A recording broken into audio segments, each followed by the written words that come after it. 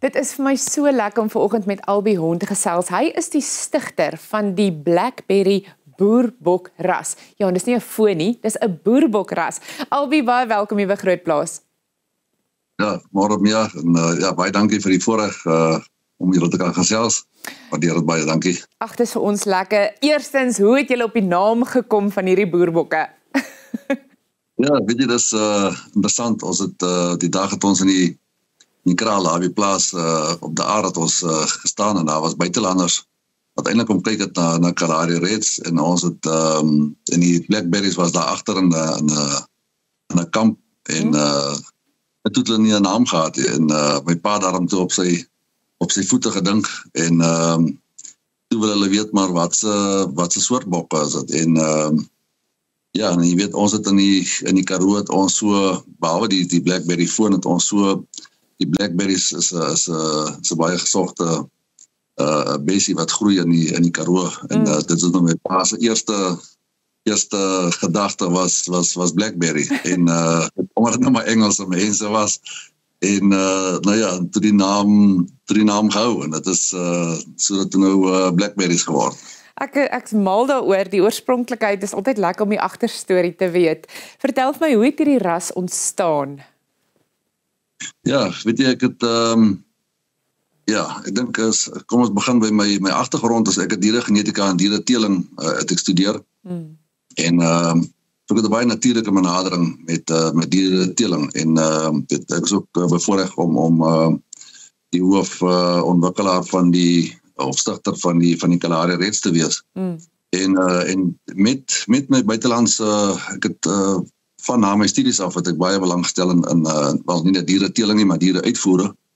En weet ek het 'n buitelandse kliëntebasis begin opbou en weet ons het groot navraag gekry of ek het groot navraag gekry vir swart vleisbokke.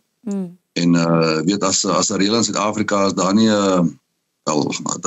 tradisioneel nie 'n mark vir swart bokke nie, omdat die mense vir die geloof gebruik hulle maar wat in breinbokke. En toe het met die behoefte wat toe ontstaan het ek die swart bokke uit die inheemse swart bokke uit begin opgradeer en begin selekteer vir die verskillende eienskappe. Dis geweldig interessant. Is dit 'n vleisbokras of het hy ander redes? Wat is sy doel? Ja, nee, as dit ek dink ek kan nou sommer hier begin by spesifiek waarvoor ons die ras selekteer was nommer 1, dit is 'n vleisbok. Weet en ek kan op daai trant ons kan later daarby kom van die toekoms, maar weet bokvleis het minder cholesterol as volstruis en maar hy is so smaaklik soos lam. Weet so die vleis is prioriteit nommer 1, dis 'n vleisbok. En dan is die hoofdoel weet wat sy kleur en dan sy moedereienskappe en sy gehardheid. Weet ons boer in semi-aride omstandighede. So die behoefte was daar om 'n bok te teel wat met die kleur wat aan daai verskillende vereistes voldoen. Wat is van die eienskappe waarvoor geselekteer word? Ja, nee, soos ek sê, ons selekteer baie streng vir weet by ons moet die diere kan oorleef in weet ons boer in die Kalahari en in die Karoo. Ek sê altyd ek bly in die voorstad van die Karoo is daar in die voorstad van die Kalahari is Koerman. Weet dis ons dis uiterste omstandighede. So jy moet vir diere selekteer wat onder daai omstandighede kan oorleef en kan produseer. Weet en so gehardheid is aanpasbaarheid is twee baie belangrike eienskappe en dan weet die oeye moet kan ekstensief kan lam in hierdie omstandighede. Ja, so moedereienskappe is moedereienskappe en gehardheid is baie belangrik. En vir iemand wat dalk wonder, is hierdie bokras, is dit 'n kruisras of is dit 'n suiwer ras? Ja, nee, ek dink ons kan onopwonde kan ons sê dis 'n suiwer ras. Ja. Ek is in die proses om soos ons met die Kalahari Reds bewys het dat dit 'n aparte genetiese aparte ras is. Is ons besig om die ras as 'n aparte ras te registreer. Die proses daarvan is jy moet DNA-toetse doen, breedvoerige DNA-toetse en ons noem dit genetiese afstandtoetse om te wys die geneties, daar's 'n groot genoeg genetiese afstand tussen die ras en en ander bokrasse. En ja, maar dit is omtrent 80% ver gevorder. En ja, nee, so dis definitief 'n aparte ras en dis laat nie 'n kruisras nie. Nou omdat hierdie bokras in spesifieke omstandighede, as mens kyk na die milieu, moet aanpas en hulle moet kan oorleef. Waar kan daar oral geboer word met hierdie spesifieke bokras?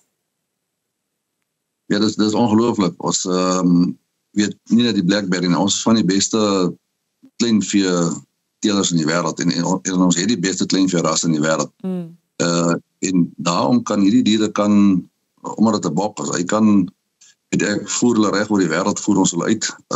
En selfs in Suid-Afrika is daar mos nou 3-4 verskillende klimaatareas. Want so dis ongeag die klimaatarea, hy pas oral aan en hy gaan aan. Dis omdat hy kan enige kos kan hy eet en weet hy kan hitte en koue kan hy vat. Hy kan met ou met maar net, hulle is nie so baie lief vir baie water nie, maar dan pas 'n mens maar jou oornag fasiliteite pas jy aan, maar die antwoord, jy kan letterlik enige plek in die wêreld met hulle boer. En ek is nogal geïnteresseerd, hoe groot spesifiek is die aanvraag na hierdie ras spesifiek? Ja, dat is eintlik mal. Ek hou van daai antwoord, is eintlik mal. Ja. Ja. Ja, hoe sê hulle die Engelse woord, is crazy, maar ja. Is crazy, ja. En ja, weet, ek het al in 2005 het ek al die eerstes uitgevoer Maleisië toe. Daar is 'n ontsettende vraag in die Maleisië, Indië, die Midde-Ooste, Saudi-Arabië, die Verenigde Emirate, Dubai, die hele Emirate. Ja. Ja, en dan in Afrika, weet mense dink omdat daar in Suid-Afrika tradisioneel nie 'n mark was nie, maar ongelooflik. Ons het die afgelope paar jaar weet 'n plek soos Uganda, Mosambiek, die Ivoorkus,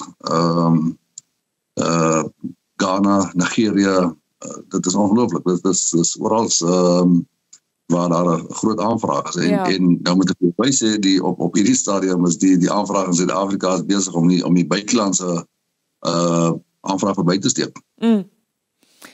Ek is altyd baie bewus van die feit van mens kan nie potensiaal onderskat nie. So ek is seker daar lê nog potensiaal as dit kom by uitvoergeleenthede. Goed wat julle dalk opgewonde maak, is ek reg? Ja, ongelooflik. Ons het ek dink die grootste uitdaging op hierdie stadium is om getalle te kry. Ja. Daar's nie 'n groot hoeveelheid goeie kwaliteit beskikbaar nie. So ons moet die tegnologie maar gebruik om dit te doen. So ons kyk baie ernstig na ek het 'n konsep ontwikkel, 'n intensiewe bokstelsel wat tweeledig is. Aan die een kant wat jy dan produseer en die ander kant is Lamco Repro waar ons embryo spoel, dan waar ons 'n semenbank het waar ons met ander woorde waar ons saad van die ramme stoor wat ons kan uitvoer. En dan ook die moderne is in vitro bevrugting waar ons ek kan maar soos in die ou dae gesê proefbys babas, so wat ons is basies diere wat in 'n laboratorium maar gekweek word. En dan word daai embryos word gekweek en dit word weer teruggesit in die ontvangerooie. Ja. So ons kyk na tegnologie om vir ons te help om die hoeveelheid diere meer te maak om in die mark te kan voorsien. Ja. Vertel my 'n bietjie, wat is die vleiskwaliteit van die ras? Ja, ek het net so liggies daaraan geraak. Ek persoonlik dink daar is 'n groot verskil tussen bokke se vleis, nie veral tussen die boerbok, die Kalahari Red en die Blackberry nie. Hulle sê as die vel af is die vleis rooi. So dis en as ons praat nou van die aanvraag vir die ras, vir bokvleis is daar ontsettend 'n groot aanvraag.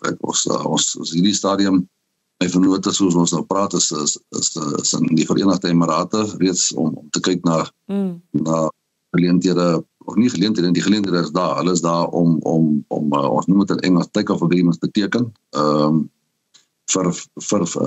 vir bokvleis.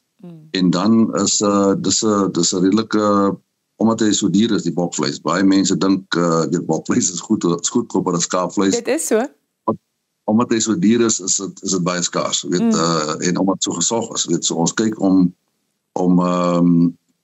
noem dit maar vleis delis in ons hoofsentrums van ons land neer te sit, met ander woorde in die Kaap, Johannesburg, Pretoria, Durban, al die hoofsentras en om bokvleis beskikbaar te maak en waarvan die Blackberry dan sal deel wees wat dieselfde vleiskwaliteit het as die ander bokrasse. Ja.